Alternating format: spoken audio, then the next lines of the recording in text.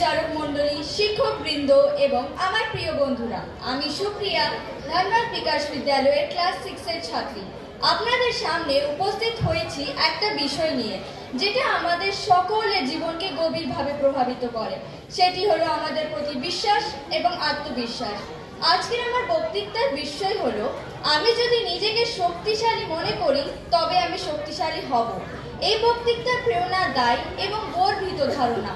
এটা আমাদের মানসিক ও আত্মবিশ্বাসের শক্তি বোঝাতে চেয়েছেন, যা আমাদের জীবনে সবকিছু পরিবর্তন করতে পারবে। আমাদের মন ও মানসিকতা আমাদের কাজের উপরে বড় প্রভাব ফেলে।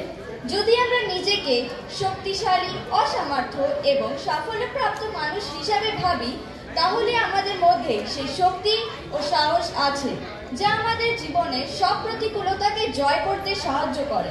প্রথমত, আমাদের বিষয়ের গুরুত্ব ব্যাপারটা আলোচনা করা দরকার। যে কোনো কঠিন পরিস্থিতিতে যদি আমরা বিশ্বাস করি যে আমরা ওই পরিস্থিতি সামলাতে পারবো, তাহলে আমাদের মস্তিষ্ক সেইভাবে কাজ করতে শুরু করে এবং সমাধান খুঁজতে সাহায্য করে। দ্বিতীয়ত, আমাদের আশপাশের পরিবেশ ও মানুষের প্রভাবও আমাদের মানসিকতাকে গঠন করে।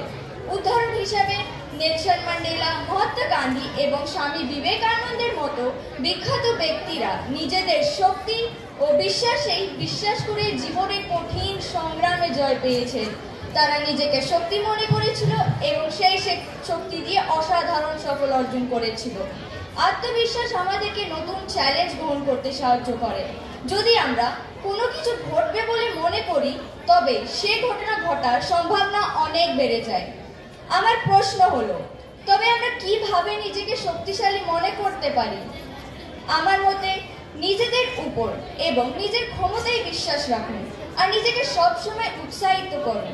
নেতিবাচক চিন্তাধারাকে দূরে রাখুন এবং ধনাত্মক চিন্তাধারা গড়ে তুলুন।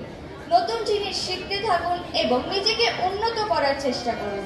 সফল ব্যক্তিদের জীবনী পড়ুন এবং তাদের অনুসরণ করুন এবং নিজেকে পুরস্কৃত করুন যখন আপনি কোনো কাজ সফলভাবে সম্পন্ন করেন। আমি আশা করি আজকের আমার বক্তৃতা আপনাদেরকে নিজেদের উপর বিশ্বাস রাখতে এবং শক্তিশালী হয়ে উঠতে অনুপ্রেরিত করবে। আর মনে রাখবেন, আপনি যা ভাবেন তাই আপনি হয়ে ওঠেন।